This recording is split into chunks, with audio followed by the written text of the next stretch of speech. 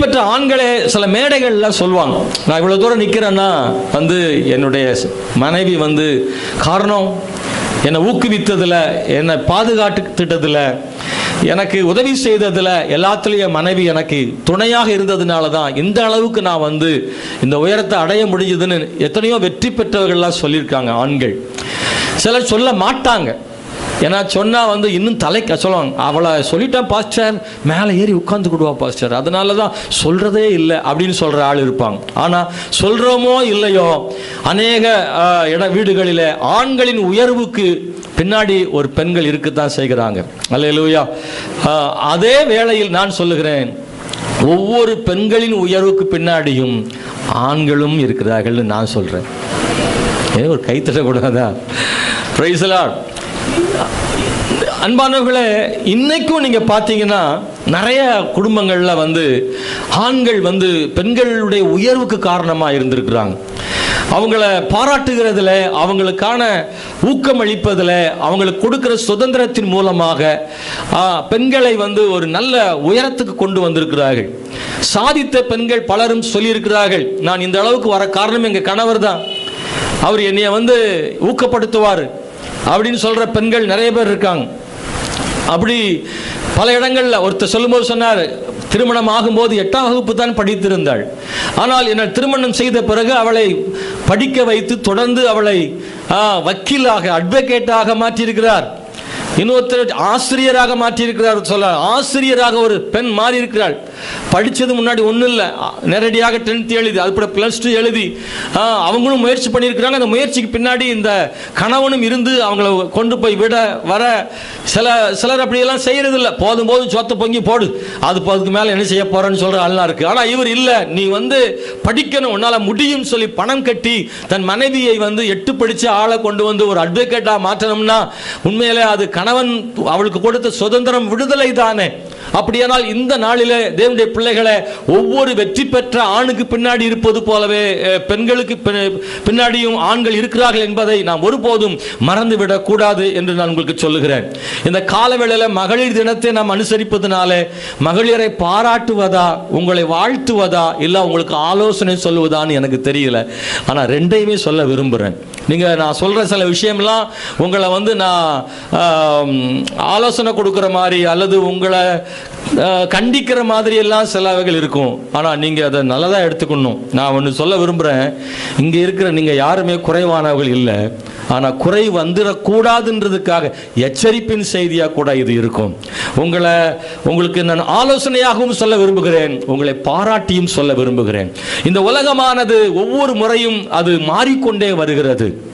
மனிதருடைய வாழ்க்கையில், அன்றாட வாழ்க்கையில் நிறைய மாற்றங்களை பார்த்துட்டே இருக்கிறோம். அதுக்கு முன்னாடி சில வசனத்தை நான் உங்களுக்கு சொல்லிட விரும்புகிறேன். நீதிமொழிகள் புஸ்தகம் 31ஆம் அதிகாரம் 10ஆம் வசனத்தை படிக்கும் போது, குணசாலியான ஸ்திரியை கண்டுபிடிப்பவன் யார், அவளுடைய விலை முத்துக்களை பார்க்கிலும் உயர்ந்தது என்று சொல்லப்பட்டிருக்கிறது. அங்க ஒரு கேள்வி இருக்கு, குணசாலியான ஸ்திரியை கண்டுபிடிப்பவன் யார் அப்படின்னு ஒரு கேள்வி. அப்போ குணசாலியான ஸ்திரீ இல்லையா, கண்டுபிடிக்க முடியாதான்னு ஒரு கேள்வி இருக்கு. அதுக்கான வசனமும் பின்னாடி நாம் பார்க்க முடியும். என் மனம் இன்னும் ஒன்றை தேடுகிறது.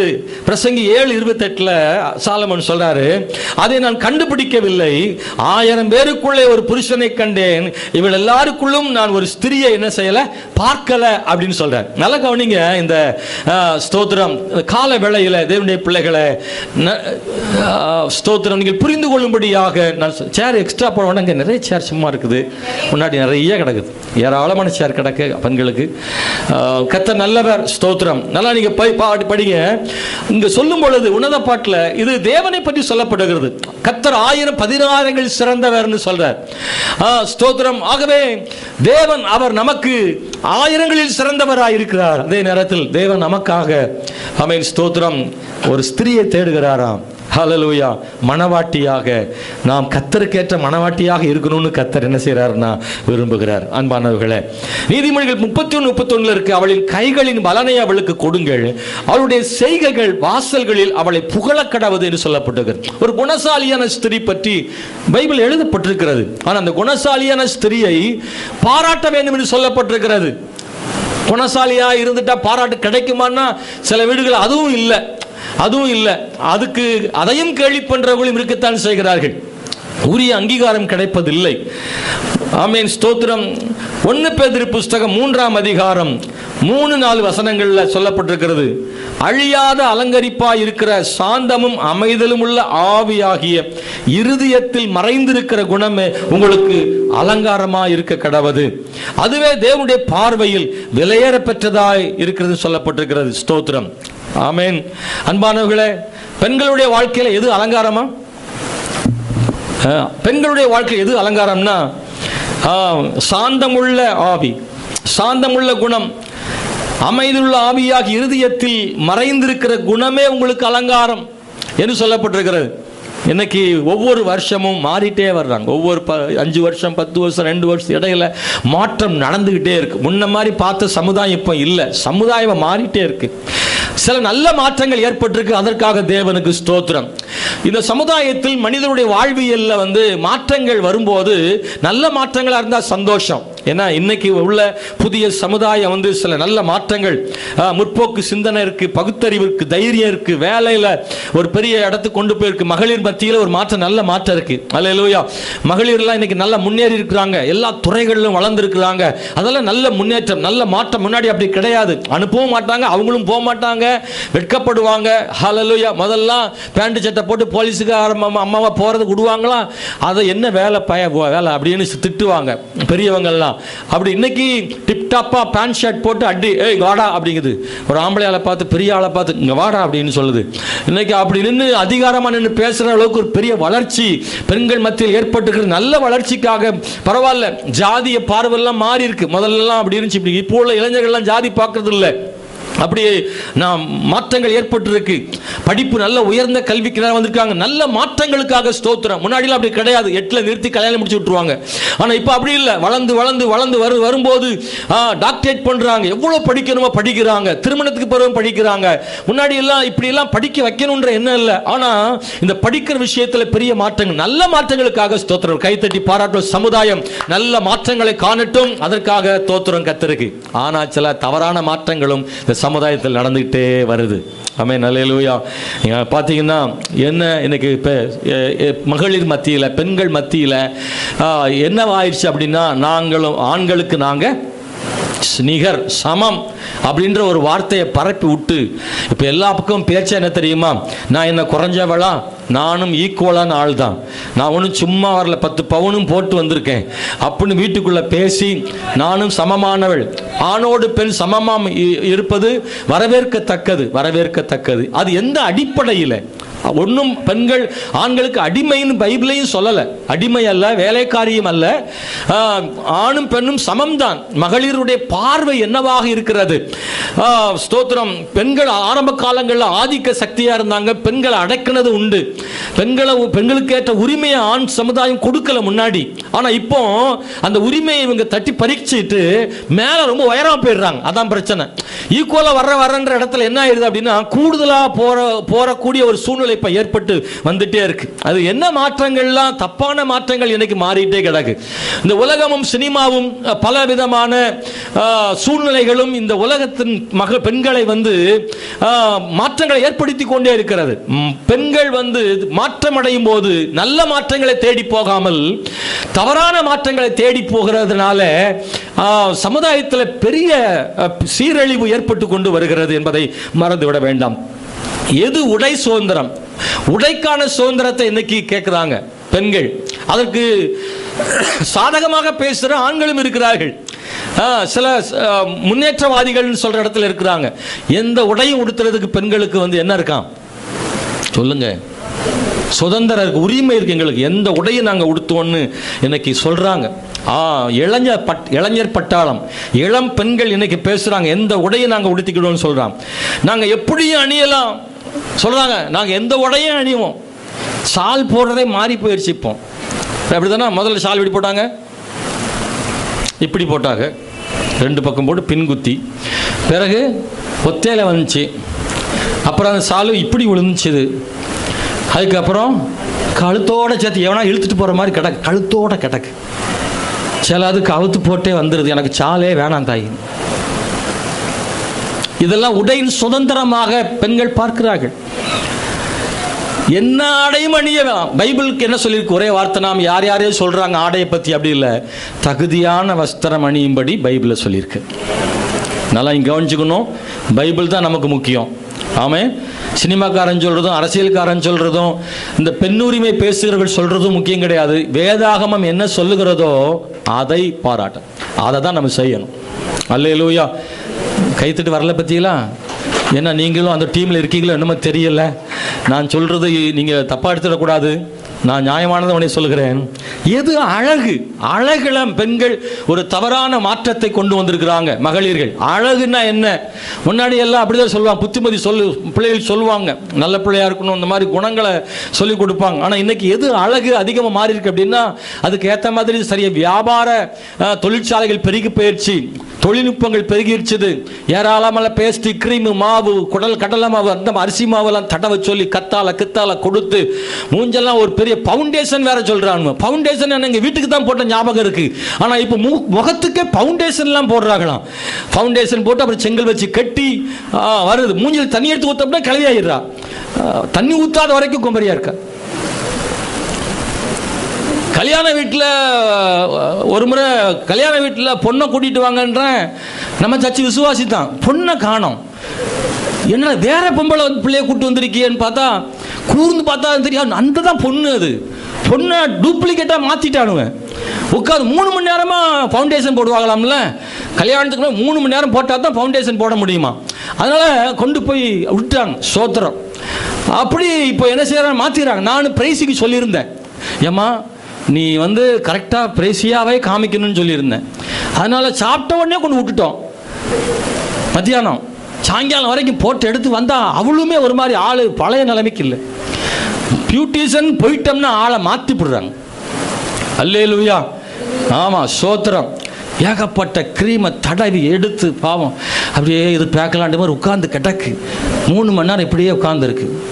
சில தூங்கிடுதுன்னு சொல்கிறாங்க, தூங்கிடுதுன்றாங்க. இன்னைக்கு எதற்கு அதிக முக்கியத்துவம் கொடுக்கப்படுகிறது? எதற்கு அதிக முக்கியத்துவம் கொடுக்கப்படுகிறது? உள்ளான அலங்கரிப்பு தான் உங்களுக்கு அலங்காரமாக இருக்கணும்னு பைபிளில் சொல்லியிருக்கு. ஆனால் இன்னைக்கு உள்ளான அலங்கரிப்புக்கெல்லாம் எந்த விதமான முயற்சியும் பண்ணுவதில்லை. அங்கே பவுண்டேஷன் போடுறதுக்கு வழி இல்லை, இங்கே பவுண்டேஷன் போட தான் வழி இருக்கு. உள்ளான இருதயத்தில் உள்ள குணத்தில் ஏதாவது மாற்றத்தை கொண்டு வரலாமா? ஆமென், ஸ்தோத்திரம். இந்த குடும்பத்தில் சமுதாயத்தில் ஒரு நல்ல குணமுள்ள ஒரு பெண்ணாக 4 பேர் மத்தியில் இருந்திட முடியுமா? எதெல்லாம் கற்றுக்கொள்ள வேண்டும்?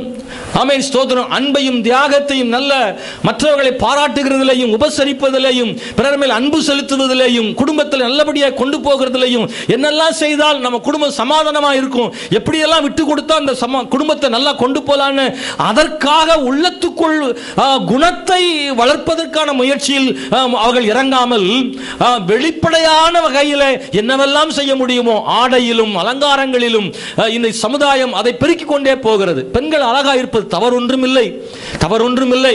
ஆனாலும் பைபிள் அதற்கு ஒருபோதும் முக்கியத்துவம் கொடுக்கவில்லை என்பதை நீங்கள் மறந்து விடாதிருங்கள்.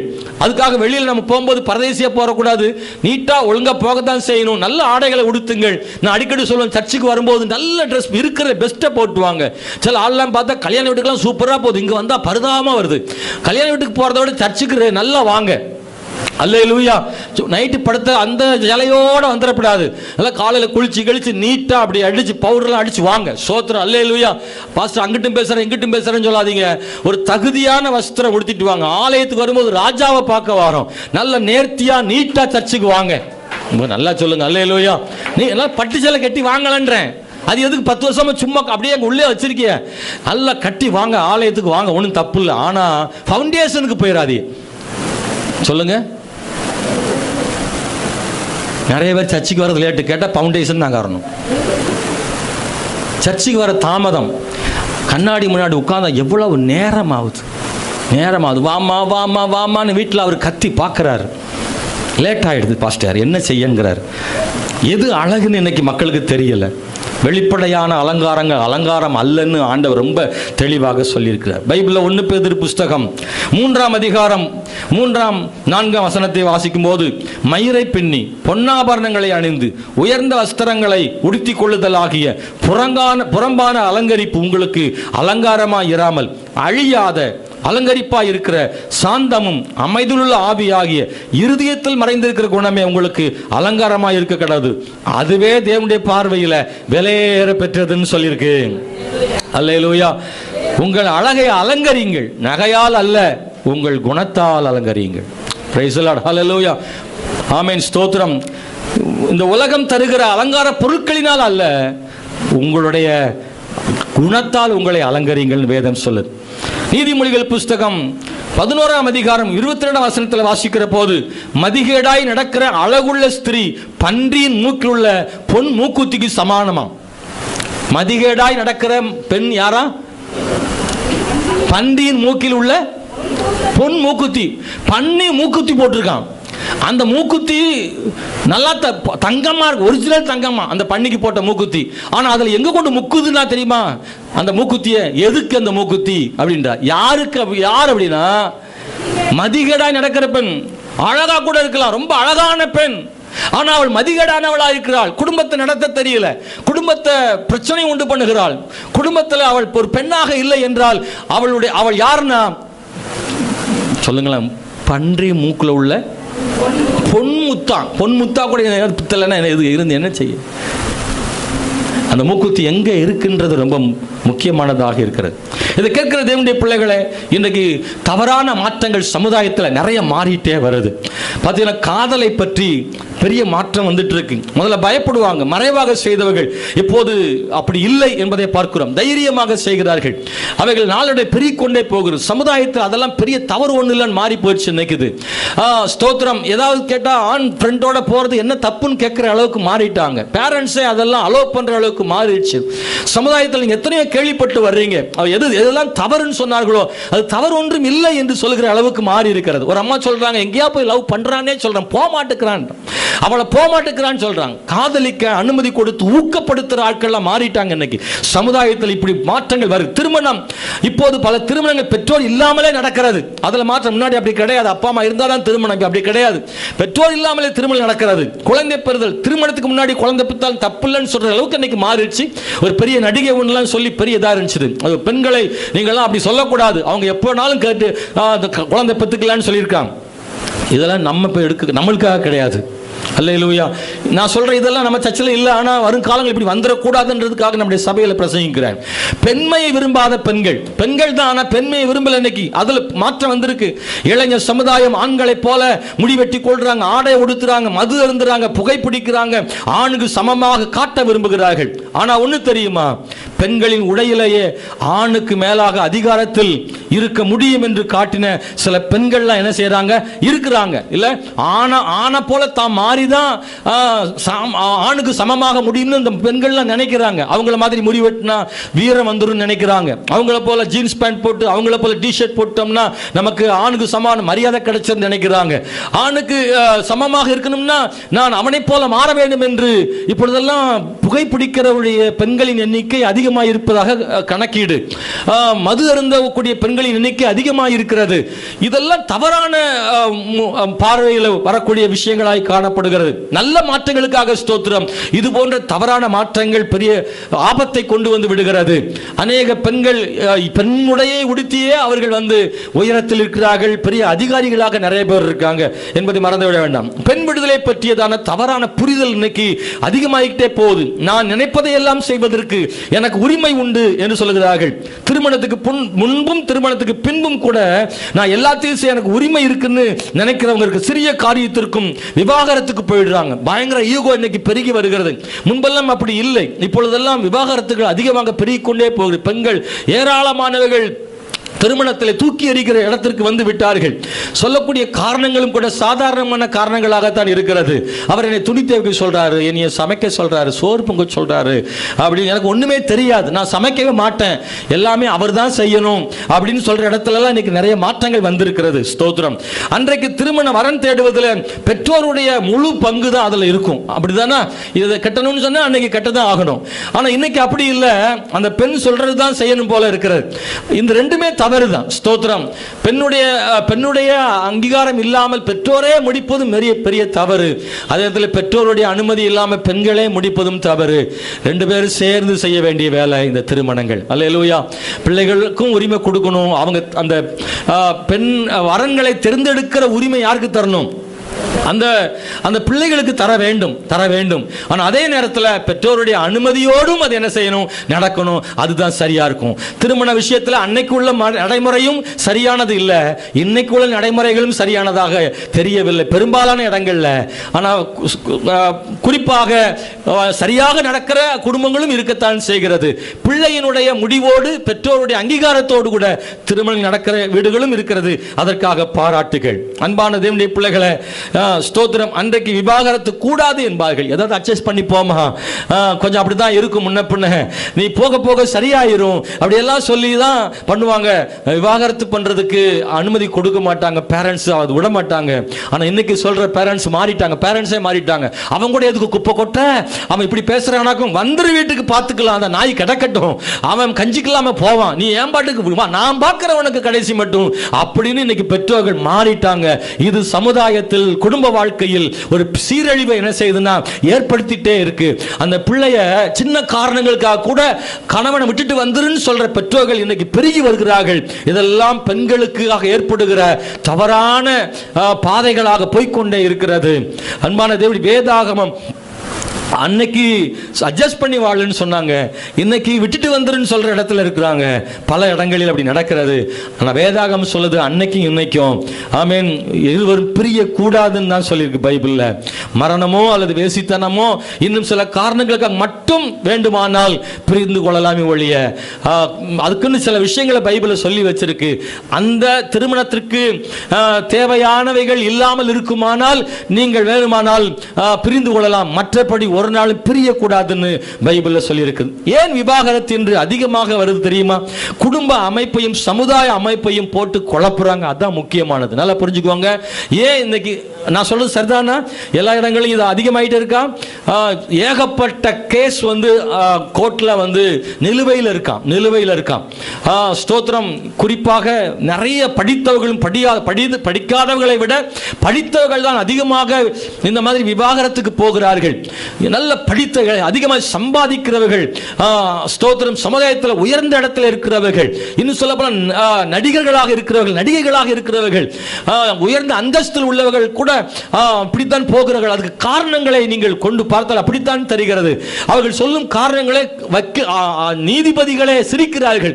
இதுக்காகவா அம்மா நீ புருஷன் வேண்டான்னு சொல்ற அப்படின்னு சொல்ற அளவுக்கு எளிதாக கடையில் பொருள் வாங்குவது போல விவாகரத்து வாங்குகிற கூட்டம் பெருகி வருகிறது. இது சரியான நடைமுறை அல்லாமல் நாம் பார்க்கப்படுகிறது. அன்பானவர்களே, ஒரு எஜமாட்டி ஒரு வேலைக்காரன் உறவு வேற, கணவன் மனைவி உறவு வேற. இந்த கணவன் மனைவி உறவை விட்டுட்டு எஜமாட்டி வேலைக்காரன் என்ற இடத்துக்கு கொண்டு வரும் பொழுது அதை இதையும் போட்டு குழப்பக்கூடாது. அதுல தான் பிரச்சனைகளை ஏற்படுகிறது. தான் படித்திருக்கலாம், தன்னுடைய உயர்ந்த பதவியில் இருக்கலாம், அங்கே ஒரு 300 பேருக்கு அந்த அம்மா அதிகாரியா இருக்கலாம், வேலை செய்யும் இடத்துல பலரை வேலை வாங்குகிற அதிகாரம் இருக்கலாம். ஆனா வீட்டுக்கு வந்த உடனே அவள் யாருன்னா கணவனுக்கு மனைவியாகத்தான் இருக்கிறாள். ஆனா இப்போ என்ன மாறிட்டு இளைய சமுதாயத்தின் மத்தியில் என்ன மாறுதுன்னா, நான் யார் தெரியுமா, இத்தனை பேருக்கு நான் அதிகாரியா இருக்கிறேன், நான் ஒன்றும் சும்மா இல்லை, எனக்கு அரசாங்கம் சம்பளம் தருது, உங்களை விட கூட சம்பளம் வாங்குறேன், அதனால நான் உங்களை மதிக்க வேண்டிய அவசியம் இல்லை என்று, கீழ்ப்படிய வேண்டிய அவசியம் இல்லை என்று சொல்வதனால் ஏற்படுகிற பெரிய போராட்டம் இங்கே என்ன செய்கிறதுனா வெடிக்கிறது. கணவனை ராஜாவாக வைத்து தான் ராணியாக வாழ்வதை விட்டுவிட்டு கணவனை அடிமையாக்கி இவளும் அடிமையாகி விடுகிறாள் என்பதை மறந்து விடாங்க. எப்போ ஒரு பெண் தன் கணவனை ராஜாவா மாத்துறாளோ அப்போ அவளும் ராணியா மாறுறா. எப்போ கணவனை அடிமையாக்குறாளோ மனசு சொல்ல மாட்டேங்கல அவளும் அடிமையாயிரும். ரொம்ப முக்கியமாக கவனிக்கணும். இல்லை? அன்பான தேவனுடைய பிள்ளைகளை மறந்துடாதீங்க.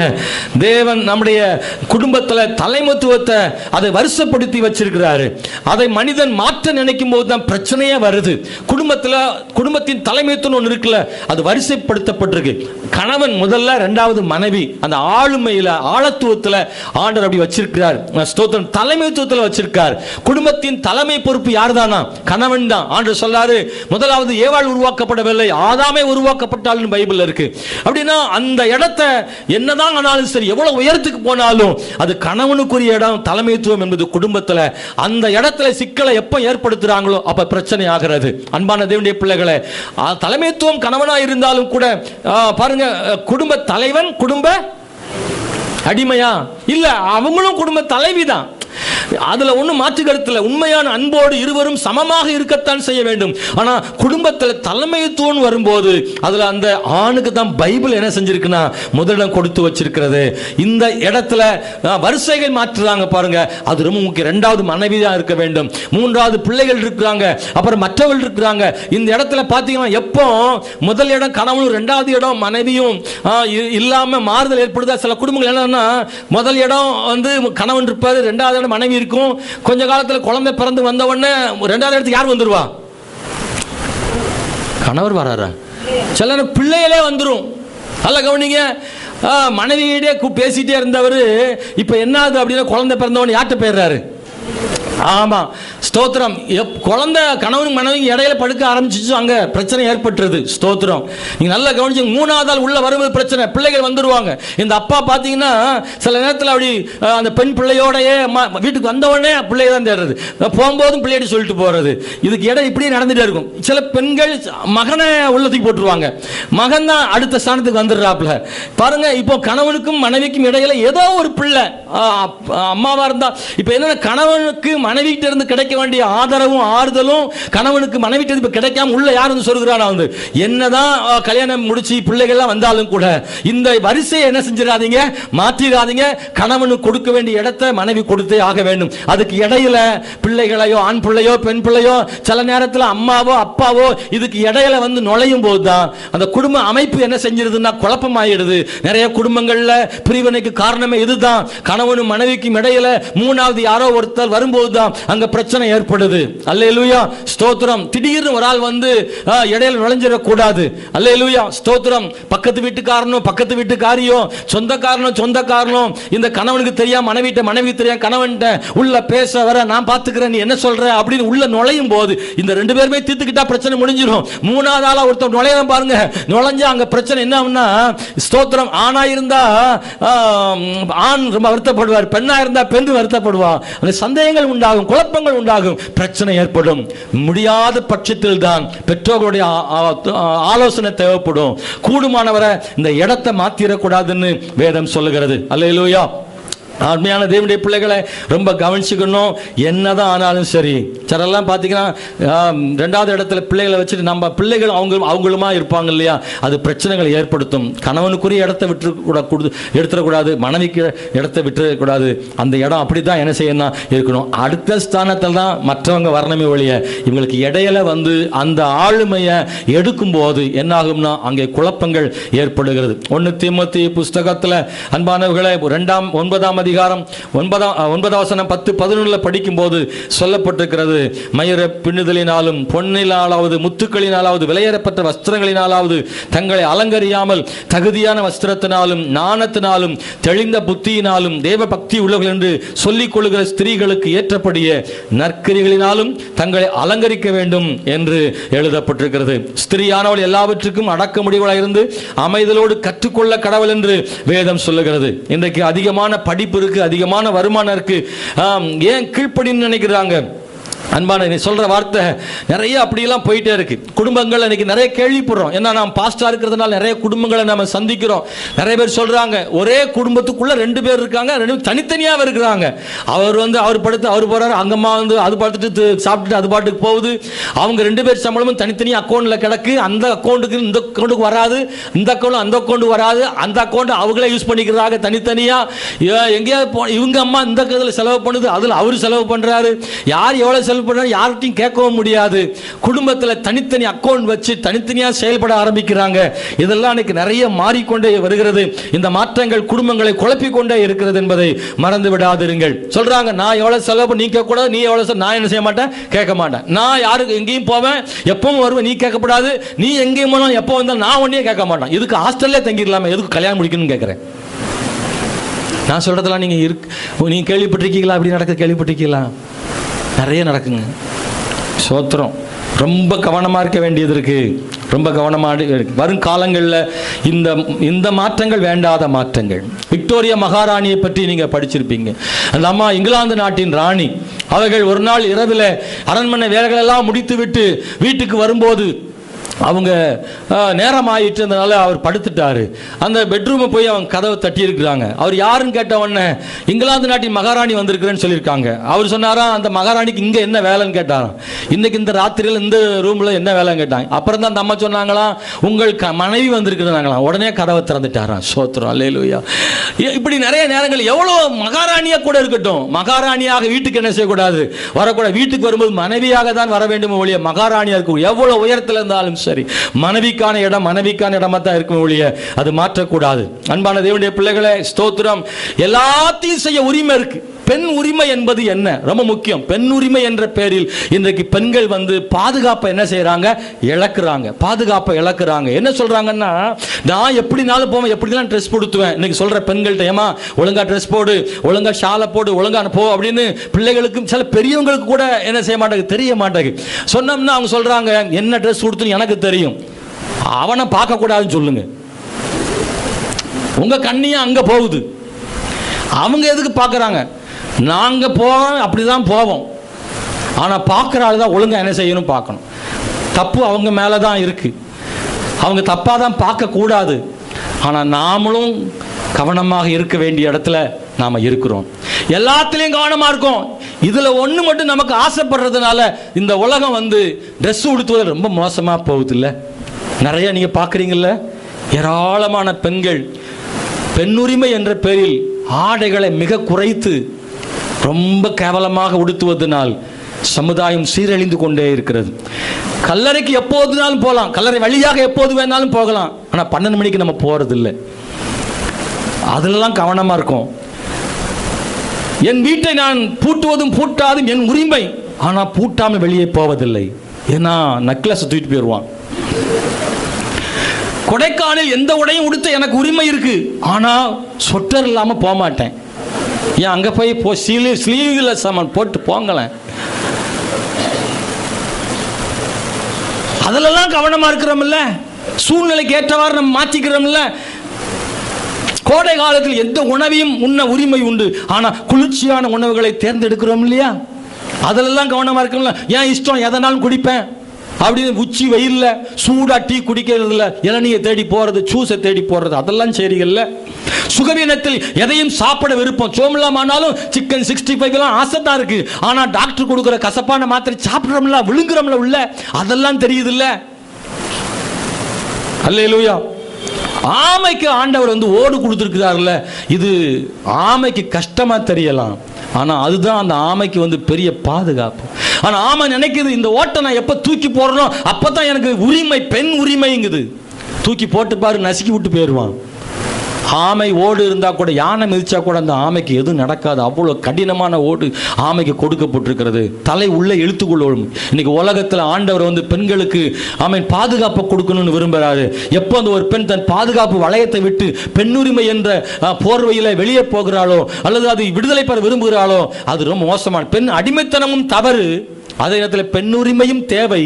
ஆனால் அந்த பெண்ணுரிமை என்றது ஒரு பாதுகாப்பான உரிமையாக என்ன செய்யணும், இருக்க வேண்டுமே ஒழிய அதை தாண்டி பாதுகாப்பு வளையத்தை தாண்டி பெண் போகும்போது தான் அங்கே பிரச்சனைகள் என்ன செய்யுதுன்னா வருது. அன்பான தேவனுடைய பிள்ளைகளை, திருடன் இருக்கிறான் அப்படின்றதுனால தான் வீட்டை பூட்டுறோம். இந்த உலகத்தில் பொய்யர்களும் ஏமாற்றுக்காரர்களும் நிறையா இருக்கிறாங்கம்மா, அதனால தான் கவனமாக இருக்கணும்னு நாம் சொல்லி கொடுக்குறோம். ஆபத்தான உலகில் எல்லாம் செய்ய உரிமை இருந்தாலும் பாதுகாப்பாக வாழ்றதுக்கு நீங்கள் எதிர்கேள்வி கேட்காமல் விரும்பாத சில ஒழுங்குமுறைகளையும் கை கொள்ளணும்னு நாங்கள் சொல்கிறோம். அன்பானவர்களே, சில நேரத்தில் சொல்லுவோம், அங்கே உட்காராத, இங்க உட்காராத, அங்க நிக்காத, இங்க நிக்காத, அங்க போகாத, இங்க போகாதன்னு சொல்லும் போது எல்லாம் எனக்கு தெரியும், நான் வளர்ந்து விட்டேன், நான் டீனேஜை தாண்டி விட்டேன், இவ்வளவு வயசாகி போச்சு, எனக்கு தெரியாதா அங்க போகாத இங்க போகாதன்னு சொல்றீங்களா? இந்த கேட்கிற உலகத்துல எத்தனையோ வார்த்தைகள் வருது. ஆனா பைபிளும் அதைத்தான் சொல்லுது. சங்கீதம் 1:1 படிச்சு பார்த்தீங்கன்னா, துன்மார்க்குடைய ஆலோசனைப்படி நடவாத, பாவிகளை வழியில நில்லாத, பரியாசக்கார உட்காரும் இடத்துல உட்காராத, எங்க உட்கார் நிக்கணும்னு பைபிளை சொல்லி கொடுத்துருக்கு. எனக்கு எல்லாம் தெரியும் என்று சொல்லாதபடிக்கு அன்பானவர்களே, சகோதரிகளே, மகளிர்களே, நீங்க கொஞ்சம் அதில் கவனம் செலுத்த அன்போடு உங்களை கேட்கிறேன். பெண் சுதந்திரம் என்பது பாதுகாப்பாய் வாழ்வது, எச்சரிக்கையாய் வாழ்வது. பெண் சுதந்திரம் என்ற பெயரில் எங்கேயாவது போய் சிக்கிக் கொள்ளக்கூடாது என்பதற்காகத்தான் நம்முடைய பைபிளும் நமக்கு சொல்லிக் கொடுக்கிறது. அன்பானவர்களே, இந்த கால வேளையில் நான் நிறைய சொல்லணும், நமக்கு நேரம் குறைவு. நல்லா கவனிச்சுக்குவாங்க. நீங்க பாதுகாப்பான இடங்கள்ல இருக்கணும், அந்த வளையத்துக்குள் இருந்து வெளியில போயிடக்கூடாது. அன்பானவர்களே, எனக்கு எல்லாம் செய்வதற்கும், எப்படியும் வாழ்வதற்கும், எதையும் பேசுவதற்கும், எதையும் சாப்பிடுவதற்கும், எல்லாவற்றையும் செய்வதற்கும் எனக்கு எல்லா உரிமையும் இருக்கிறது என்றாலும் கூட நான் தகுதியானதை பேச, தகுதியானதை உடுத்த, தகுதியானவைகளை செய்வதற்கு நான் என்னை பழக்கி கொண்டால் ரொம்ப நல்லது. என் வாழ்க்கையில் நல்ல மாற்றங்கள் வருவதானால் வரவேற்கத்தக்கது. ஆனால் என்னை சீரழிக்கிற, என்னை சிக்க வைக்கிற, இந்த உலகத்தில் என்னை கெட்ட பேர் உண்டாக்குகிற, அல்லது என்னால் மற்றவர்களுக்கு பாதிப்பு ஏற்படுகிற அளவுக்கு நான் உரிமையை எடுத்துக்கொண்டால் அது எனக்கு மிகுந்த ஆபத்தாக மாறி போய்விடும். எல்லாத்திலும் கவனமாக இருக்க ஆண்டவர் கிருபை செய்வாராக. ஹல்லேலூயா. அன்பான தேவனுடைய பிள்ளைகளை, ஸ்தோத்திரம். நீங்கள் கவனியுங்கள். நீங்கள் பார்த்து உங்களை மாற்றிக்கொள்ள, அல்லது எதையாகிலும் பார்த்து உங்களை மாற்றிக்கொள்ள விரும்பினால் வேதாகமத்தை பார்த்து உங்களை மாற்றிக்கொள்ளுங்கள். நடிகர்களையும் நடிகைகளையும் பார்த்து உங்களை மாற்றிக்கொள்ளாதீர்கள். நமக்கு உதாரணம், நமக்கு முன்னடையாளம் யார்? நடிகர்களும் நடிகைகளும் அல்ல, சீரியலும் சினிமாவும் அல்ல. இந்த உலகம் தன்னை மாற்றிக்கொள்ள எதை பார்க்கிறது என்றால் சீரியலையும் சினிமாவையும் தான் தன்னை மாற்றிக்கொள்ள பார்க்கிறது. நடிகனையும் நடிகைகளையும் ஹீரோயினாக, ரோல் மாடலா பார்த்து இந்த உலகம் மாறிக்கிட்டு இருக்கு. அதனாலதான் உலகம் மோசமாய் போகுது. ஏன் தெரியுமா? அவங்க பொழப்பே சீரழிஞ்சு கிடக்கு, சின்ன பின்னமா கிடக்கு. போன வாரம் கூட ஒரு நடிகை தற்கொலை செய்து கொண்டால், அங்கே குடும்பங்கள் சீரழிஞ்சு கிடக்கு. ஒரு மனைவியோடு வாழ்ந்த நடிகர் இல்லாத அளவுக்கு மாறி போச்சு. கேட்டா 2-3ன்றான். அந்த பொம்பளையை கேட்டா எனக்கு இருந்தாங்க, இப்போ அவரும் இல்லைன்றான். ஒரு பொம்பளைக்கு 4வது கல்யாணத்துக்கு ஆள் ரெடி பண்ணிக்கிட்டு இருக்கான். இப்படி எல்லாம் போயிட்டு இருக்கிற சூழ்நிலைகள்ல அந்த நடிகரையும் அந்த நடிகையும் பார்த்து உன் குடும்பம் நடத்துவதற்கு முன்னடையாளமாக நீங்க நினைச்சா எப்படி ஆகும்? உங்களுக்காக எனக்காக தேவன் வேதத்தில் எவ்வளவு ஆலோசனை எழுதி வைத்திருக்கிறாரு. ஆமென். கர்த்தர் அதை நீங்கள் பின்பற்றினால் இயேசு நல்ல ரோல் மாடல். நீங்கள் பின்பற்ற தகுதியான ஒரு ரோல் மாடல் யாருன்னா இயேசு கிறிஸ்து. அல்லேலூயா. வேதத்தில் இருக்கக்கூடிய பல விசுவாச வீரர்கள் நல்ல ரோல் மாடல் இருக்கிறாங்க. அதை பின்பற்றி விட்டு உலக ரோல் மாடல்களை பின்பற்றாதீர்கள் என்று நான் உங்களுக்கு சொல்லுகிறேன். பலரும் என்ன செய்கிறார்கள்? உலகத்தை பார்த்து அதெல்லாம் போல நானும் செய்யணும், அவங்கள போல நானும் வாழணும், அவங்கள போல ஆடம்பரமா இருக்கும்னு நினைச்சு எல்லாம் பண்ணிட்டு கடைசியில் சிக்கின பிறகுதான் அழுகிறார்கள், வேதனைப்படுகிறார்கள். என்ன செய்ய முடியும்? நான் உங்களுக்கு சொல்ல விரும்புகிற இன்னொரு முக்கியமான விஷயம், சாதித்த பெண்களும், சொல்லுங்க, சாதித்த பெண்களும் சாதகமா இருந்த ஆண்களும். அல்லேலூயா. ஒரு பெண் சாதிக்கணும்னா சாதகமான ஆண்கள் இருக்கணும். ஆண்கள் சப்போர்ட் வேணும். ஒரு குடும்பத்திலையும் சரி, சமுதாயத்திலும் சபையிலும் சரி, பெண்கள் சாதிக்கணும்னா ஆண்கள் அவங்களுக்கு கொஞ்சம் பூஸ்ட் கொடுக்கணும். இல்லை, இந்த 40 நாள் ஜபத்தில் பார்த்தா பெண்கள் நடத்துகிறாங்க. அல்லேலூயா. ஒரு ஆணாகிய பாஸ்டர் என்ன செய்கிறாருன்னா, வெளுத்து கட்டுங்கன்றோம், டீம் போட்டு விடுறோம், பாடுங்கன்றோம். அப்படி சப்போர்ட்டாக இருந்தால் ட்ரைனிங் அடைகிறாங்க, நல்லா பாடுறாங்க, நல்லா ஆராதனை நடத்துகிறாங்க. இதுவா இப்படி அப்படின்னு பார்க்குற அளவுக்குலாம் இருக்குது. என்ன ஆராதனை நடத்துகிறாங்க, சூப்பராக நடத்துகிறாங்க. பெண்களுக்குள்ள விஷயம் இருக்குது, அவங்களுக்கு முடியும். ஆனால் வாய்ப்பு என்ன செய்யலை, நிறைய பேர் கிடைக்கல.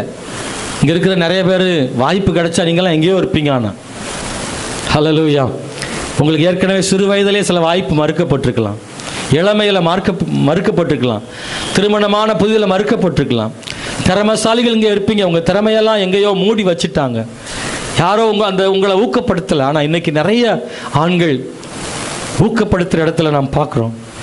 நான் சொல்ல விரும்புகிற விஷயம், எஸ்தர் சாதித்தாள், அதற்கு மொர்தெகாய் ஆதரவாக இருந்தான், சாதகமாக இருந்தான். எஸ்தர் என்ன சாதிச்சா?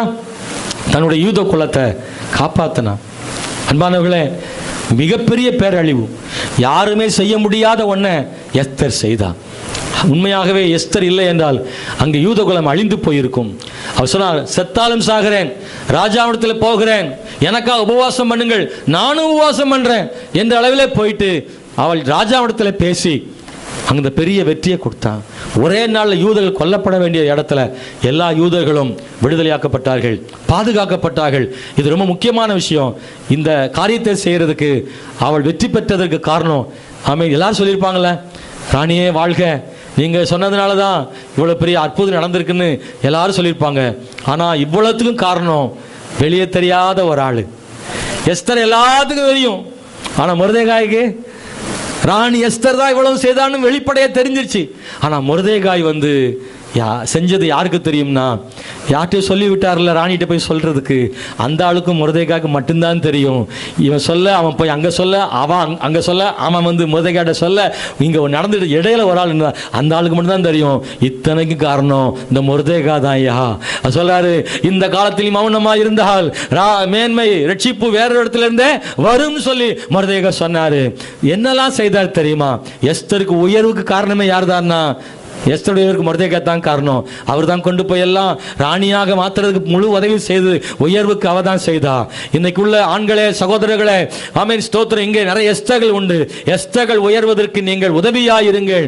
உனக்கத்தனை என்ன தெரியும், உனக்கு லெப்ப ஒன்னு முட்டாளு அப்படின்னு சொல்லிடாதீங்க தயவு செய்து. விஷயம் இருக்கும், உயர்த்தி வைங்க. ஒரு அடிமை பெண்ணா இருந்த ஒரு பெண்ணை ராணியா மாற்றக்கூடிய இடத்துல மொர்தெகாய் இருந்தாலே, உங்க வாழ்க்கையில உங்களுக்கு கிடைச்ச மனைவி எப்படிப்பட்டவங்களா கூட இருக்கலாம், ஆனா அவங்களை இன்னொரு கட்டத்துக்கு மேல கொண்டு போக வைப்பதற்கு உங்கள் கையில தான் அந்த பொறுப்பு என்ன செய்யுதுன்னா இருக்கிறது. அல்லேலூயா. நான்லாம் பாஸ்டர் அம்மாவை ட்ரைனிங்ல சேர்த்து விட்டு பணம் கட்டி வண்டியெல்லாம் ஓட சொல்லி கொடுத்தேன். பார்க்குற பார்வை பற்றிலாம் பிபி குளத்தில் போய் டிரைவிங் ஸ்கூலில் சேர்த்து விட்டு பஸ்ஸெல்லாம் போகிற ரோட்டில் அட்டி வெளுத்து வாங்கி வண்டி என்ன மாதிரி போச்சு. நானே ஆச்சரியப்பட்டேன், என்ன மாதிரி வண்டி ஓட்டுறாங்க. ரவுண்ட் அடிக்கிறாங்க, காலை 7 மணிலேருந்து 1 மணி நேரம் ரவுண்ட் அடிக்கிறாங்க ஸ்கூட்டியில். அந்த அம்மா சொல்லி கொடுத்து நல்லா ஓட்டினாங்க. வீட்டுக்கு வந்த பிறகு ஸ்கூட்டியை பார்த்தோன்னே எனக்கு வேணும் பயமாக இருக்கு, நான் அப்படியே ஓட்டிடுவேன் நினச்சேன். இடையில கீழே ஒரு முறை பேசி விழுந்தது பார்த்த உடனே பயந்துட்டாங்க. கீபோர்டு படிக்க சொல்லி கொடுத்து, இல்லை கம்ப்யூட்டர் எல்லாமே ட்ரைனிங் கொடுக்குறோம், ஆனால் வீட்டு வேலையே சரியாக வருது, என்ன செய்யணும், எப்படியாவது இடத்துக்கு கொண்டு வரணும். 6வது நடந்த செய்தி கொடுக்க வாய்ப்புகளை தந்து அவங்களுக்கு உள்ளே இருக்கக்கூடிய திறமைகளை நம்ம வெளியே கொண்டு வரணுமே, அதுக்கு வாய்ப்புகளை ஆண்கள் தான் கொடுக்கணுங்க, ஆண்கள் தான் கொடுக்கணும். உனக்கு ஒன்றும் தெரியாது போ, உனக்கே பேச தரல, நீ என்ன சாதிக்க போகிற, சும்மா சோறு பொங்கி குழம்பு போய் போ அப்படின்னு உட்கார வச்சிடாதீங்க. அவங்களுக்கு என்ன முடியுன்றதை கண்டுபிடிங்க சகோதரர்களே. அவங்களுக்கு தெரிஞ்ச ஒன்றை அவங்களுக்கு ட்ரைனிங் கொடுங்க, செய்ய வைங்க. சில பெண்களுக்கெல்லாம் பேங்கில் போய் பணம் போட தெரியாது, அப்படிப்பட்டாலாம் கை தூக்குங்க பார்க்கலாம். இன்னும் இருக்காங்க, பழக்கி இருக்கணும் அன்னைக்கே. ஆமே, நல்லேலூயா. செய்யணும். ஒரு நாள் கூட்டிகிட்டு போங்க ஆண்கள், பேங்க்கு போஸ்ட் ஆஃபீஸ் கூப்பிட்டு போங்க, பஸ்ஸில் டிக்கெட்டுக்கு எடுக்க வைங்க. தகப்பனாக இருக்கிறவர்களை அதை செய்யுங்க. பிள்ளைகளுக்கு சொல்லிக் கொடுங்கள். தகப்பன்மார்கள் தங்கள் பிள்ளைகளை பேங்க்கு, போஸ்ட் ஆஃபீஸுக்கு, கடைகளுக்கு அழைத்து கொண்டு போய் அவங்க கையில் பணம் கொடுத்து அவங்களே கொடுக்க வைங்க. பக்கத்துல இருந்து வேடிக்கை பாருங்க, செய்யட்டும், நடக்கிறது என்னன்னு பார்ப்போம். எல்லாமே நீங்களே பார்த்துட்டு அவங்களை வேடிக்கை பார்க்க வச்சுன்னா அவங்க வளர்ந்து வரும்போது ஒன்றுமே தடுமாறும், ஒன்றுமே தெரியாது. சிறு வயதிலேயே நம்ம எல்லா பழக்கங்களையும் அவங்களுக்கு உலக அலுவலகங்களில் செய்யக்கூடிய விஷயங்கள் நிறைய விஷயத்தை நம்ம இளைய சமுதாயத்துக்கு முன்பே சொல்லித்தர வேண்டும், முன்பே சொல்லித்தர வேண்டும். இதெல்லாம் பெண்கள் சமுதாயம் முன்னேறுவதற்கு வாய்ப்புகளை கொடுக்காதனால தான், சின்ன வயசுலேயே அந்த வாய்ப்பு கிடைக்காதனால தான் பெரியாள வரும்போது அவங்களுக்கு அதுலேயே ஒரு மந்தமான நிலைமை வந்துடுது. அல்லேலூயா. நான் சொல்வேன், ஆண்களுக்கு இணையா பெண்கள் ஏன் இல்லை தெரியுமா? அதுக்கு யார் காரணம் தெரியுமா? ஆண்கள் தான் காரணம். ஆண்களுக்கு இணையா பெண்கள் வர முடியாத காரணம் யாரு? ஆண்கள். ஏன்னா பயந்து, சமுதாயத்துக்கு பயந்து பெண்களை வளர்க்க முடியாமல், அவங்களுக்கு எல்லா இடத்துக்கும் ஃப்ரீடம் கொடுக்க முடியாதனால, அவங்களுக்கு சொல்லிக் கொடுக்க முடியாதனால, வீட்டுக்குள்ளே அடக்கி வைத்ததுனால தான் இன்னைக்கு பெண்களுக்கு அது ஒன்றுமே வரல. கேட்டால் அவனுக்கு செல்போன் கூட ஒன்றுமே தெரிய மாட்டேங்குன்னா அவங்களுக்கு அதை செய்கிறதுக்கு வாய்ப்பும் நேரமும் ரொம்ப குறைவாக இருக்கு, வாய்ப்புகள் கம்மியாக இருக்கு. இல்லைன்னா அவங்களும் எல்லாத்தையும் தெரிந்து கொள்வார்கள். வாய்ப்புகள் பல இடங்களில் பெண்களுக்கு மறுக்கப்பட்டிருக்கு என்பது உண்மைதான் அன்பானவர்களே. நீங்கள் நல்லா புரிஞ்சுக்கணும், நீங்கள் கவனிக்கணும். இந்த எஸ்தருடைய வாழ்க்கையில் அவளை உயர்வு கொண்டு வர்றதுக்கு இந்த மொர்தெகாய் எவ்வளோ பாடுபட்டிருந்தார் தெரியுமா? ஹல்லேலூயா. இவர் முழு பணியும் முழு சிந்தையும் எஸ்தரை எப்படியாக ஒரு உயர்ந்த இடத்துக்கு கொண்டு வந்துடணும் என்ற அக்கறையாக இருந்தார். இன்னைக்கு இருக்கிற ஆண்களே, உங்கள் பிள்ளைகளுக்கும் உங்களுடைய மனைவிக்கும் உங்களுடைய குடும்பத்தில் இருக்கிற பெண்களையும் உயர்த்துவதற்கு ஒரு முயற்சி எடுங்கள், அவங்களை கொண்டு வாருங்கள். அது ரொம்ப முக்கியம். சாதிக்க ஊக்கம் அளித்தான், தடுமாறும் போது ஆலோசனை கொடுத்தான் மொர்தெகாய். அதனாலதான் எஸ்தர் ஒரு சாதிக்க முடிந்தது என்பதை மறந்து விடாதீர்கள். இரண்டாவது ஒருத்தர் சொல்றேன், சாதித்த தெபோராள், சாதகமாயிருந்த பாராக். பைபிள் நியாயாதிபதிகள் புஸ்தகம் 4ஆம் அதிகாரம் 7-8 வசனங்கள்ல நாம் அதை படிக்க முடியும். ஒரு கானானிய ராஜா யாபின், அவன் தளபதி சிசரா இஸ்ரவேலுக்கு விரோதமாக யுத்தத்துக்கு வருகிறான். அந்த நேரத்தில் யுத்தம் செய்வதற்கு ஆள் இல்லை. கர்த்தர் தெபோராளை தீர்க்கதரிசியாக வைத்திருந்தாள். அவள் எழும்பினால் பாராக்கை அழைத்தாள், யுத்தத்துக்கு போ, ஜனங்களை கூட்டி சேர், எக்காலம் ஊது, கர்த்தர் உன்னோடு கூட இருப்பார், இன்றைக்கு நமக்கு பெரிய வெற்றி ஆண்டவர் தருவார் என்று தீர்க்க தரிசனம் சொன்னாள். ஆமென், ஸ்தோத்திரம். நீ முறியடிக்க முடியும், ஆனால் அந்த சிசராவின் மேல் வருகிற வெற்றி இன்னொரு பெண்ணுக்கு தான் கிடைக்கும் என்று சொல்கிறாள். பாருங்கள், இந்த வெற்றிக்கான 2 பெண்கள். ஆனால் தெபோராளும் யாகேல் 2 பெண்கள் மூலமா தான் இஸ்ரவேலுக்கு விரோதமான யுத்தத்தில் ஒரு பெரிய வெற்றி கிடைத்தது. ஆனா அந்த வெற்றிக்கு ரொம்ப உதவியா இருந்தது யாரு? தெபோராளுக்கு உதவியா இருந்தது யாருன்னா இந்த பாராக் என்கிறதான பராக்கிரமசாலி. கர்த்தர் அவனை கொண்டு பெரிய காரியங்களை செய்தான். யுத்தத்துக்கு போனான். அவன் சொல்றான், நான் போக மாட்டேன், நீ வந்தா போறேன்றான். பாருங்க, அந்த அளவுக்கு தெபோராள் அவ்வளவு மன தைரியம் உள்ளவளா இருந்தா. அவளும் யுத்தத்துக்கு போனாள். அன்றைக்கு அந்த சிசரா ஓடி போய் ஒரு வீட்டுக்குள்ளே நுழைந்து விட்டான். அந்த வீட்டுக்குள்ள இருந்த பெண் அந்த சிசராவை கொன்று போட்டான்னு சொல்லி பார்க்கிறோம். அந்த யுத்தத்தில் ஒரு பெரிய வெற்றி. தேவன் செய்ததான பராக்கிரமத்தினாலே ஆண்டவர் அந்த ஜனங்களை, சத்துருக்களை சிதறடித்து போக பண்ணினார். ஒரு பெரிய வெற்றி அன்றைக்கு கிடைத்ததை வேதத்திலே வாசிக்கிறோம். இன்றைக்கு அன்பான சகோதரனை சகோதரி, மறந்து விடாதிருங்கள். ஆமென், ஸ்தோத்திரம். பெண்ணின் வெற்றிக்கு ஒரு ஆண் சாதகமாக இருக்க வேண்டும் என்ப நிலைமையில் இருக்கிறது. இன்னைக்கு நம்ம சர்ச்சிலையும் சகோதரர்கள் அப்படிப்பட்டவங்க உண்டு. நிறைய இப்பெல்லாம் அப்படி நிறைய மாற்றங்கள் இருக்கத்தான் செய்கிறது. நிறைய தகப்பன்மார்கள் தங்கள் பிள்ளைகளை இந்த வயசுல பெண் பிள்ளைகளுக்கு ஊக்கம் அளிக்கிறாங்க, எல்லாம் சொல்லிக் கொடுக்குறாங்க. அப்படி செய்யற நல்ல தகப்பன்மார்களுக்காக ஸ்தோத்திரம். பெண்கள் கை தட்டுவோமா? பெண்கள்லாம் ஆண்களுக்கு நல்லா செய்ய. என்ன ஒரு மாதிரி தட்டுறீங்களே? பிரைஸ் தி லார்ட், ஸ்தோத்திரம். வாகனம் ஓட்டுற ஆள்லாம் அங்கே இருக்கு, அப்பா சொல்லி கொடுத்துருக்காங்க. அப்படித்தானே? சின்ன வயசுலேயே சொல்லி கொடுத்து வண்டி ஓட்டுற பெண்கள் அங்கே இருக்கிறீங்க. இப்போலாம் மாற்றம் வந்துட்டே இருக்குது. ஸ்தோத்திரம். நிறைய முன்னேறீங்க, வேலைக்கு போறீங்க, சிலர்லாம் உழைக்கிறீங்க, 4 பேரோட பழகுறீங்க, நல்ல முன்னேற்றங்கள் ஏற்பாடுகள் நடந்துட்டு இருக்கு. நிறைய சகோதரர்கள் உங்களுக்கு ஊக்கம் அளிக்கிறதுக்காக தேவனுக்கு ஸ்தோத்திரம் உண்டாவதாக. அன்பானவர்களே, நீங்கள் இதெல்லாம் மறந்து போய்விடக்கூடாது என்பதை நான் சொல்ல விரும்புகிறேன். ஸ்தோத்திரம். ஒவ்வொரு குடும்பத்திலும் தகப்பன்மார் தன் பிள்ளைகளுக்காக படுகிற பாடுகள் தெரியும். அவங்களை கொண்டு போய் கிரவுண்டில் விடுறாங்க.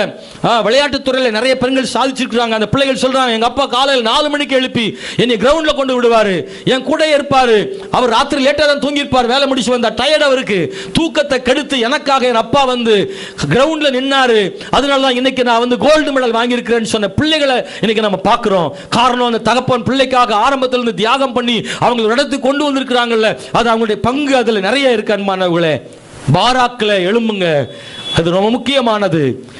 கணவர்களை சொல்லுங்க, மனைவியை பார்த்து, நான் உனக்கு துணையாக நிக்கிறேன்னு சொல்லுங்க, எதை பத்தியும் கவலைப்படாதன்னு சொல்லுங்க, உங்க கூட நான் இருக்கிறேன்னு சொல்லுங்க. 2 வீட்டிலையும் தன் மனைவி விட்டு கொடுத்துடாதீங்க. ஹல்லேலூயா. உங்கள் மனைவியை உயர்த்தி பிடியுங்கள். எல்லா இடங்களையும் உங்க மனைவி விட்டு கொடுத்து, சிலர்லாம் விட்டுருவாங்க போன்னு, அங்க ஒரு பக்கம் பிரச்சனை வந்தா உங்க மனைவி பக்கம் தான் நிக்கணும். நீங்க மனைவிக்கு சப்போர்ட்டா பேசணும், மனைவி அந்த இடத்துல காப்பாற்ற வேண்டும், மனைவிக்கு சாதகமா இருக்க வேண்டும். இவங்க ரொம்ப முக்கியமானது. உங்க வீட்டிலும் சரி, உங்கள் மனைவி வீட்டிலும் சரி, உங்கள் மனைவி ஒருபோது விட்டு கொடாதிருங்கள். ஒரு சகோதரர்களே சொல்லுங்களேன், ஒன்னையும் காணமேங்க சகோதரர்களை ஒரு கைத்துக்குள்ள சொல்லுங்களேன். அல்லேலூயா. ரொம்ப முக்கியமானது. எனக்கு இந்த காலவேளை தேவனுடைய பிள்ளைகளை, நீங்கள் முழு ஆதரவு அளிக்கும் போது கர்த்தர் நிச்சயமா அவங்கள ஒரு பெரிய இடத்துக்கு கர்த்தர் கொண்டு வருவார். 3வது சாதித்த ஒரு பெண் யாருன்னா மரியாள். மரியாள் சாதிப்பதற்கு சாதகமா இருந்தால் யாரு? யோசேப்பு. யோசேப்பு மட்டும் அந்த இடத்துல கொலைப்படி பண்ணியிருந்தான்னா ரொம்ப கஷ்டமா இருக்கும். யோசிக்கிறீங்களா? ஆனா யோசேப்பினுடைய தியாகம் யாருக்குமே தெரியாது. மரியாளை பற்றி எல்லாருக்கும் தெரியும். உமக்கு பால் கொடுத்த உங்க அம்மா பாக்கியவதின்னு எல்லாரும் புகழ்ந்தாங்க. மரியாளுக்கு புகழ்ச்சி. யோசேப்பு சொன்ன மாதிரி தெரியல. மரியாளுக்கு ரொம்ப புகழ்ச்சி. தேவனுடைய தாய், உலக ரட்சகரை பெற்றெடுத்தவள், தூதனே சொல்றான் கிருபை பெற்றவளை வாழ்க. மரியாள் பேர் ஓங்குகிறது. அவ்வளோ புகழ்ச்சி. இந்த உலகத்தில் சாதித்த ஒரு பெண், கன்னிகையா இருந்து இயேசுவை பெற்றெடுத்த தாய். ஆனா இத்தனைக்கு காரணம் வெளியில பார்த்தா அது தெரியாது. என்ன சொல்லப்படுது? யோசேப்பின் மனைவின்னு தான் சொல்றான். யோசேப்பின் மனைவி மட்டும் தான் தெரியும். ஆனா இந்த இயேசு என்பவர் யார் அப்படின்னா, அவன் தேவகுமாரன் நிறைய பேர் ஏத்துக்கல. யோசேப்பின் குமாரன் தச்சன்னா ஏத்துக்கிட்டாங்க. ஆனா யோசேப்பு அதெல்லாம் அமைதி காத்தான். வெளியில சொல்லவும் முடியாது. மரியாதை தவறாக எண்ணுவார்கள் என்று ரகசியமா தள்ளிவிட நினைச்சான் தான். ஆனா கர்த்தர் சொன்ன உடனே சேர்த்து கொண்டான். முதல் குழந்தை பெற்று வரை அவளை தொடாமல் இருந்தான். பைபிளில் சொல்லப்பட்டிருக்கிறது, ஒரு ஆண் திருமணமாகி அவன் தன் மனைவியை அந்த குழந்தை பெறும் வரைக்கும் அவன் பொறுமையோடு இருந்தான் என்பதும் ஒரு பெரிய விஷயம்தான். அந்த யோசேப்பு தன்னை காத்து கொண்டான் என்பதை பார்க்கிறோம். எல்லா பிரசவமிலிருந்து எல்லாத்துலையும் யோசேப்பு மரியாளுக்கு துணையாகவே இருந்தான், பொறுமையாக இருந்தான். அதனால தான் மரியாள் அவ்வளவு தூரத்துக்கு வளர முடிஞ்சது. வேறொரு ஆணா இருந்தா அது வேற மாதிரி தான் இருக்கும். தள்ளி விட்டிருந்தால் அல்லது மரியாதை பற்றி எல்லாரும் சொல்லி கேவலப்படுத்தி இருந்தால், இவள் திருமணத்துக்கு முன்னாகவே இவள் கருவுற்றிருக்கிறாள் என்று யோசேப்பு பப்ளிசிட்டி பண்ணி எனக்கு இந்த பெண்ணே வேண்டாம் என்று அப்பா அம்மாட்ட சொல்லி கத்தி கதறியிருந்தானால் தெருவுக்குள்ளே மிகவும் கேவலமாக போயிருக்கும். மரியாள் எவ்வளவு உடைஞ்சு போயிருப்பாள். தேவ திட்டத்திற்கு யோசேப்பு துணையா நின்று மரியாளுக்கு சப்போர்ட்டா இருந்ததுனால தான் மரியாள் சாதிக்க முடிஞ்சது. ஹல்லேலூயா. அன்பானவர்களே, மரியாளை சரியாக புரிந்து கொண்ட யோசேப்பு அவன் சாதகமாக இருந்தான். இன்றைக்கும் அன்பான சகோதரர்களே, நீங்கள் உங்களுடைய வீடுகளில் இருக்கிறதான மகளிரை சரியாக புரிந்து கொள்ள அன்போடு கூட நான் கேட்கிறேன். நான்காவது சாதித்த ஒரு பெண் யாருன்னா அன்னாள். அன்னாள் சாதித்த பெண். சாதகமாக இருந்தது யாருன்னா எல்கானா. எல்கானா சாதகமா இல்லாவிட்டால் அன்னாள் என்ன செய்ய முடியாது? சாதிக்க முடியாது. அன்னாள் பாத்தீங்கன்னா அவள் என்ன செய்தா தெரியுமா? மலடியா இருந்தவன் சொல்லப்பட்ட நிலைமையில ஒரு குழந்தையை பெற்றெடுத்து அந்த குழந்தையை கர்த்தருக்காக என்ன செய்தாள்னா கொடுத்தாள், ஊழியத்துக்காக. அவன் பெரிய தீர்க்கதரிசி, சாமுவேல் தீர்க்கதரிசியின் தாயாக மாறினாள். அந்த தேசமே அன்னாளை கொண்டாடுகிறது.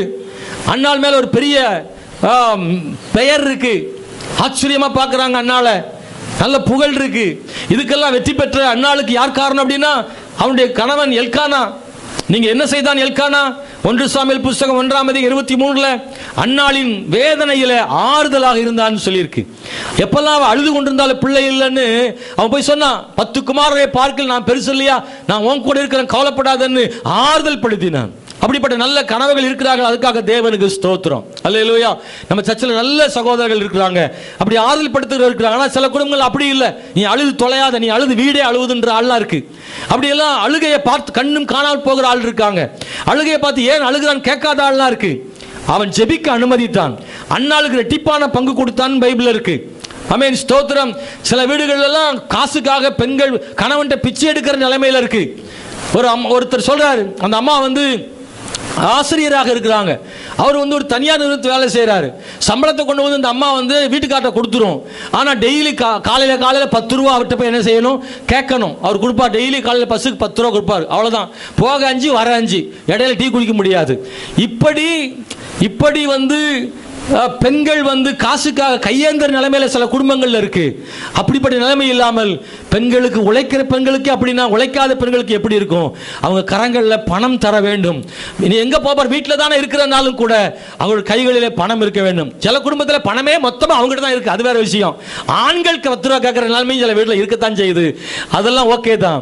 ஆனால் எங்கே இருந்தாலும் சரி, பணம் யார் வைத்திருக்கிறார்களோ மற்றவர்களுக்கு என்ன செய்ய வேண்டியிருக்கு? கொஞ்சம் ஒவ்வொரு முறையும் கேட்டு கேட்டு வாங்குவது போல இருக்கக்கூடாது. சில இடங்கள்லாம் காசு இல்லாமல் யார்ட்டையும் வாங்கிக்கிட்டு கடனாக வாங்கி வீட்டு சேர்ந்தாலும் என்ன செய்யுதுன்னா இருக்கிறது. காசுக்காக அப்படி நிற்கிற நிலைமை வரக்கூடாது. அவங்களுக்கு கொடுக்கிற இடத்துல இருக்கணும். மனைவிக்கு மட்டும் அவங்க கொடுக்கல, அன்னால் ஆண்டவருக்கு கொடுக்கும் போதும் இவன் தடையாகவே இல்லை. Price the Lord. சொல்கிறா, ரொம்ப நாளைக்கு பிறகு குழந்தை பிறந்து நான் கொண்டு போய் நான் ஏற்கனவே சொல்லிட்டேன் கர்த்தருக்கு கொடுக்குறேன்னு. அவன் என்ன சொன்னா? உன் இஷ்டப்படி செய். சொல்லுங்க, யார் இஷ்டப்படி? உன் இஷ்டப்படி. இந்த வார்த்தை வீட்டில் வருமா? வந்தால் ரொம்ப நல்லது. உன் இஷ்டப்படி. எங்கள் அம்மாவுக்கு ஒரு சேலை கொடுக்கலான்னு நினைக்கிறேன். என் தங்கச்சிக்கு நான் வந்து ஒரு நைட்டி எடுத்து கொடுக்கலான்னு விரும்புகிறேன். இதா பாரு, மிரட்டாலாம் இருக்குது. செய்யட்டும் ஐயா, செய்யட்டும் ஐயா. அந்த அம்மாவுக்கு தான் வீட்டாருக்கு எதுவும் செய்கிறதுக்கு உரிமை இல்லையான்னா இருக்குது. விரும்பினா செய்யட்டும், விரும்பினா செய்யட்டும். ஹல்லேலூயா. இடமளியுங்கள். ரொம்ப மந்தமாக தான் நீங்கள் இருக்கிறீங்க. பார்த்தா என்னெல்லாமோ தெரியுது, அங்கே தோணுது நிறையா. பிரைஸ் தி லார்ட், ஸ்தோத்திரம். குழந்தையவே கொடுக்குறவளுக்கு உன் இஷ்டம்னு சொன்னா, நைட்டுக்கு ஏன் உன் இஷ்டம்னு சொன்னா என்ன? ஒரு சேலைக்கு ஒரு ஓகே சொன்னா என்ன?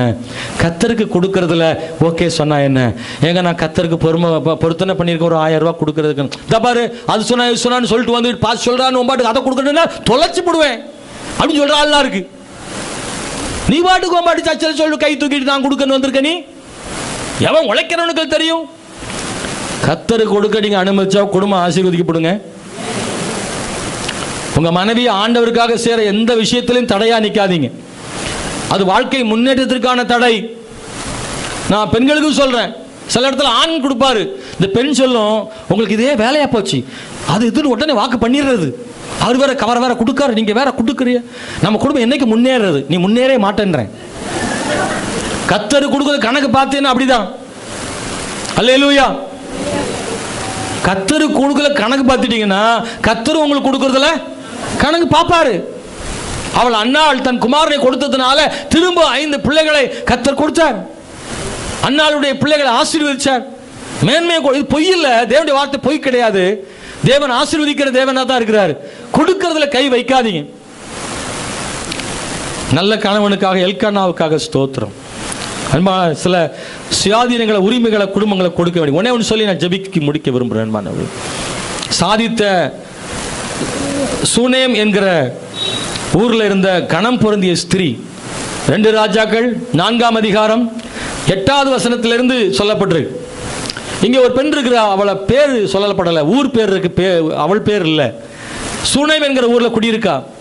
அதனால சூனேமியால்னு சொல்லுவாங்க. அவள் வந்து கணவனோடு வாழ்கிறாள். ஆனால் பெரிய ஐஸ்வர்யம் உள்ள குடும்பம், கணம் பொருந்தியவள். அவளுக்கு ஊருக்குள்ள பேர் இருக்கு, ஆனால் குழந்தை இல்லை. ஒரு நாள் எலிசா தீர்க்கதரிசி அந்த ஊருக்குலாம் வருவார். அவர் சொல்றா, அவர் தேவ மனுஷன். கணவன்கிட்ட சொல்றா, அவரை வீட்டில் சாப்பாடு தரலாம்னு. அதுக்கு கணவன் ஒத்துக்கிறான். சாப்பாடு கொடுக்குறாங்க. கணவன்கிட்ட சொல்றா, நம்ம வீட்டு மாடியில் சும்மா ரூம் கிடக்கு, அவர் ஒரு தேவ மனுஷன் நான் இருக்கிறாரு, அவர் வரும்போதெல்லாம் அங்கே ஜெபம் பண்ணட்டும், தங்குனா தங்கட்டும் என்று அவள் இடம் ஆயத்தம் செய்கிறான். அவளும் கணவனும் முழு ஒத்துழைப்பு கொடுக்குறான்.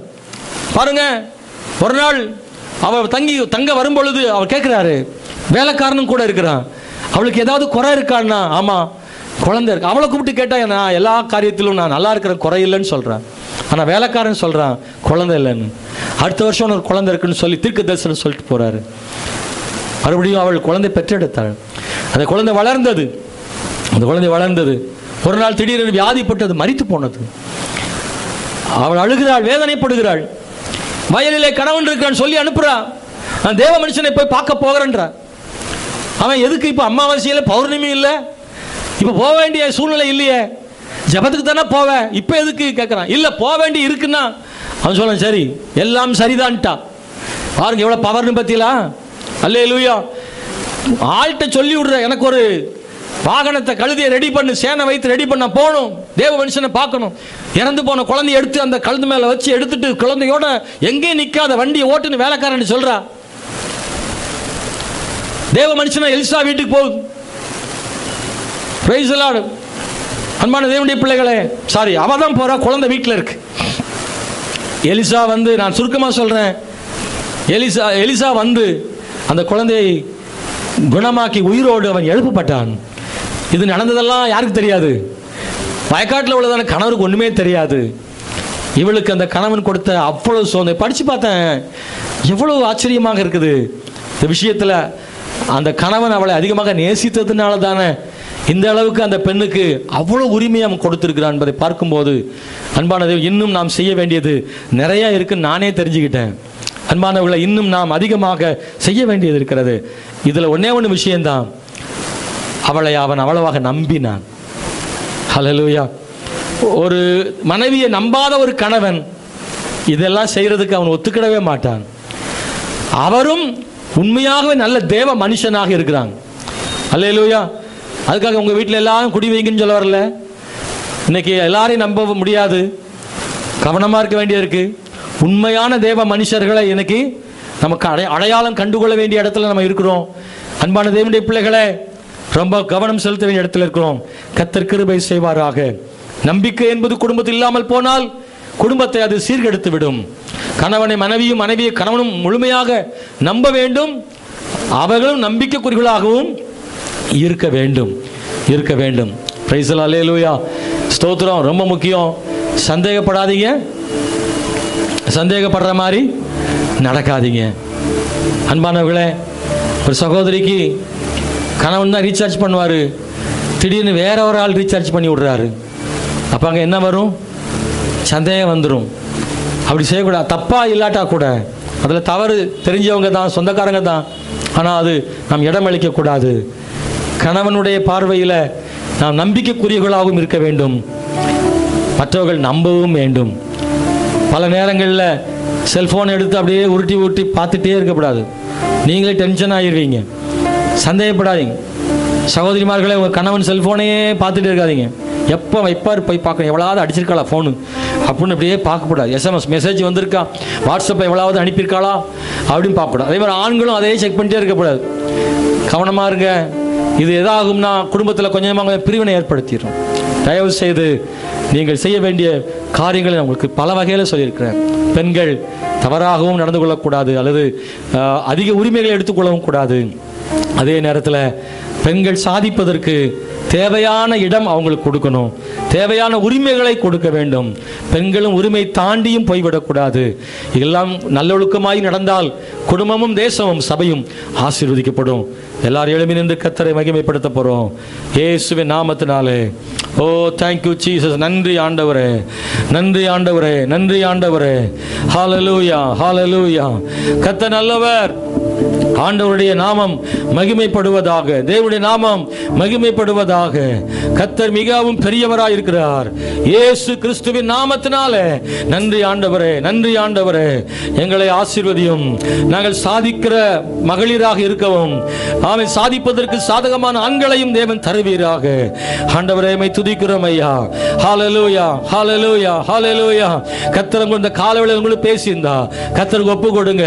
ஒருவேளை இதில் எங்கேயாவது நீங்க குறைப்பட்டவங்களா இருந்தா இந்த குறைவுகளை மாற்ற தேவன் கிருபை செய்வாராக. ஆமென், ஹல்லேலூயா. நன்றி இயேசுவே, மை ஸ்தோத்திரம். நன்றி ஆண்டவரே, ஸ்தோத்திரம். கண்களை மூடி கையை உயர்த்தி ஆண்டவரே ஜெபம் பண்ணுங்க. ஆண்டவரே, ஹல்லேலூயா. சில நினைப்பீங்க, வயசாகி போச்சு, இவ்வளவு வயசுக்கு பிறகு என்னத்தை செய்ய போறோம், நடக்கிறது நடக்கட்டும் நினைக்காதீங்க. எமயமேலன் சிகரத்துக்கு சில பாட்டிமாரெல்லாம் போயிருக்காங்களாம். அப்படி நீங்களும் குறைவா நினைச்சிடாதீங்க. எல்லாம் முடிஞ்சிச்சுன்னு நினைக்காதீங்க. எந்த பெண்ணும் சமுதாயத்திலும் உயர முடியும், தேவனுக்காகவும் பயன்பட முடியும். தகுதி இல்லாமல் இருக்கலாம், படிப்பு இல்லாமல் இருக்கலாம், பலவீனமாக இருக்கலாம், அழகு இல்லாமல் இருக்கலாம், உரிமை இல்லாமல் இருக்கலாம். எந்த நிலைமையிலும் நீங்க முன்னேற முடியும். ஆயிரங்கள் பயன்பட முடியும். வாட்ஸ்அப்பில் நீங்க பார்த்தீங்கன்னா ஒரு பாட்டியம்மா வந்து டெய்லி ஒரு வசனம் சொல்லி, அது படிப்பறிவு இல்லாத ஒரு பாட்டியம்மா வீடியோ போட்டுட்டே இருக்கு. நிறைய பேர் பார்க்குறாங்க அந்த வீடியோவை, பிரசங்கம் பண்றாங்க. உங்களால முடியும். நீ நல்ல ஜெபம் பண்ணி பைபிள் படிச்சு நீங்க பிரசங்கம் பண்ண முடியும், சுவிசேஷம் அறிவிக்க முடியும், அநேகருடைய குடும்பத்தை இணைக்க முடியும், நிறைய பேருடைய கண்ணீரை துடைக்க முடியும், பலருடைய வாழ்க்கையில நீங்கள் ஆறுதலா இருக்க முடியும். கர்த்தர் உங்களை கரங்கள் எடுத்து பயன்படுத்த முடியும். ஆமென் சொல்லக்கூடாதா? ஹல்லேலூயா. விசுவாசிங்க, விசுவாசிங்க, உங்களால முடியும். பாட்டே வராதவங்க கூட நல்லா பாடி கர்த்தருக்காக நீங்கள் கற்றுக்கொள்ள முடியும். எதெல்லாம் இல்லைன்னு நினைக்காதீங்க. உங்க எல்லாருக்குள்ளேயும் ஆண்டு வரங்களை கொடுத்துருக்கிறாருங்க. எதிலையாவது ஒண்ணுல கர்த்தர் உங்களுக்கு வைத்திருப்பார். ஒரு உயர்வின் வழியை கர்த்தர் வச்சிருப்பார். கண்டுபிடிங்க. அந்த மேன்மையின் வழியை, சாதிக்கிற வழியை நீங்க கண்டுபிடிச்சு அதன் வழியாய் பயணிங்க. நீங்க ஒரு பெரிய சாதனையாளராக கர்த்தர் உங்களை மாற்றுவார். ஓ தேங்க்யூ ஃபாதர். ஹல்லேலூயா, ஹல்லேலூயா. உங்களுக்காக ஜெபம் பண்ண விரும்புகிறேன். அன்புள்ள பிதாவே, இந்த கால வேளைக்காக நன்றியோடு துதிக்கிறோம். மகளிர் தினத்தை கொண்டாடுகிற இந்த நாளில் ஒவ்வொரு பெண்களுக்காக ஜெபம் பண்றோம். ஹல்லேலூயா. இயேசுவின் நாமத்தினாலே எல்லா ஆண்களும் சேர்ந்து ஜெபிக்கிறோம். இந்த நாளிலும் பெண்களுடைய ஆசீர்வாதத்துக்காக, குடும்பத்தில் அவர்கள் மகிழ்ச்சியாக இருப்பதற்கு செய்ய வேண்டியவர்களை செய்ய கிருபை செய்யும். பெண்கள் ஆண்டவரே ஒரு குடும்பத்தின் முன்னேற்றத்திற்கு அவங்க ரொம்ப முக்கிய காரணம் என்பதை நாங்கள் அறிகிறோம். இயேசுவின் நாமத்தினால நிறைய குடும்பங்களின் வளர்ச்சிக்கு, முன்னேற்றத்திற்கு பெண்கள் பாடுபட்டிருக்கிறார்கள். இன்றைக்கும் உழைக்கிறார்கள். தன்னலம் கருதாமல் குடும்பத்திற்காகவும் பாடுபடுகிறார்கள். சபையிலும் பெண்கள் தான் அதிகமாக ஊழியம் செய்கிறார்கள். அவங்க மேல நம்முடைய ஆசீர்வாதம் வரட்டும்.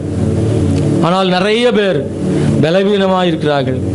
அவங்களுக்கு ஒரு நல்ல பலனை ஆண்டவர் கட்டளை இடுங்கப்பா. அநேக பெண்கள் மனதளவில் ரொம்ப உடைந்து போயிருக்கிறார்கள் ஐயா. அவர்களுக்கு தேவன் ஆறுதலாக இருங்க ஆண்டவரே. அவங்களுக்கு கிடைக்க வேண்டிய சம உரிமை கிடைக்கட்டும். அவர்கள் கிடைக்க வேண்டிய ஆறுதல் கிடைக்கட்டும். அவர்கள் உழைப்புக்கு ஏற்ற கிடைக்க வேண்டிய பாராட்டுகள் கிடைக்கட்டும். கர்த்தர் அவங்களை ஆசீர்வதிக்கும்படியாக ஜெபிக்கிறோம். ஆண்டவரே நன்றி ஆண்டவரே. ஆண்களா இருக்கிற நாங்கள் உங்க வசனத்தை கேட்டு நாங்கள் இன்னும் பெண்களுக்கு எல்லா வகையிலும் நாங்கள் ஊக்கமாக இருக்க கிருபை செய்யுங்க. ஊக்கம் கொடுக்க, அவங்களை உயர்த்துவதற்கு ஆதாரமாக இருக்க கிருபை செய்யும். ஒரு நல்ல எல்கானா போல, பாராக்கை போல, ஆண்டவர் மொர்தெகாய் போல ஆண்டவர் நாங்கள் இருக்க தேவன் கிருபை செய்யுங்க ஆண்டவரே. எல்லாரையும் ஆசீர்வதியும் காத்துக்கொள்ளும். இயேசுவின் நாமத்தில் ஜெபிக்கிறோம் நல்ல பிதாவே. ஆமென்.